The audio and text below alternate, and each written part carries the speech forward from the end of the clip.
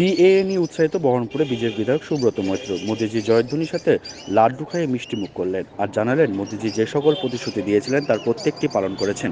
তাই মোদিজিকে অসংখ্য ধন্যবাদ জানান। এই সিএএ নিয়ে আগামী লোকসভা নির্বাচনে আরও ভালো ফল করবে বলেই জানালেন বহরমপুরে বিজেপির বিধায়ক সুব্রত মৈত্র।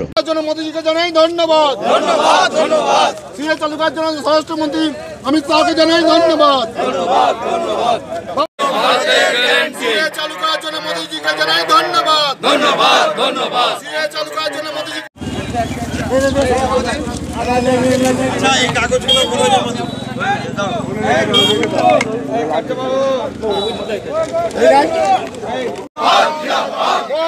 মহান নেতা মোদিজিকে জিন্দাবাদ জিন্দাবাদ জিন্দাবাদ।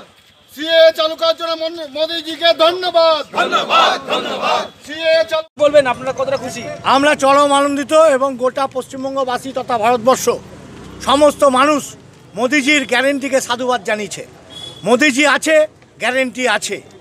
সিএ চালু 2019-এর দ্বিতীয়বার প্রধানমন্ত্রী হবার পর আমাদের যশস্বী প্রধানমন্ত্রী এবং স্বরাষ্ট্রমন্ত্রী অমিত শাহজি সংসদে এই আইন পাস করেছিলেন। তা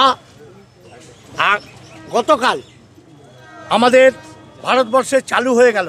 তার জন্য গোটা ভারতবর্ষের মতুয়া সম্প্রদায়ের সাথে সাথে আমরাও আনন্দিত, কারণ ভারতের নাগরিকত্ব আইন চালু হওয়া ভীষণভাবে প্রয়োজন। এবং আমাদের পার্শ্ববর্তী দেশ, সেই দেশে যেভাবে হিন্দু, বৌদ্ধ, খ্রিস্টান, পার্সি এদের উপরে সংখ্যাগুরুদের অত্যাচার নেমে এসেছে, তারা সেই এলাকায় থাকতে পারছে না। বাড়ি ঘর ভাঙচুর, লুটপাট, মৃত্যুর মধ্যে দিয়ে তারা ভারতবর্ষে চলে আসতে বাধ্য হচ্ছে।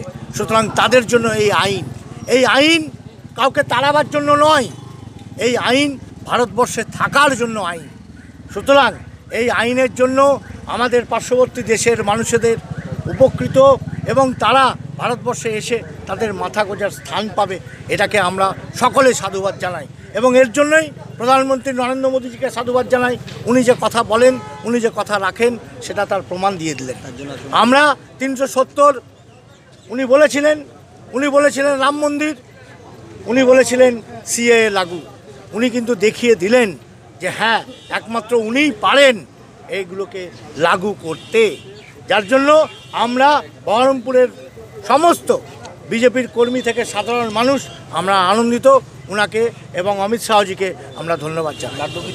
লাড্ডু বিতরণ করলাম এবং শুধু লাড্ডু না, আমরা মিষ্টির প্যাকেটও বিতরণ করছি।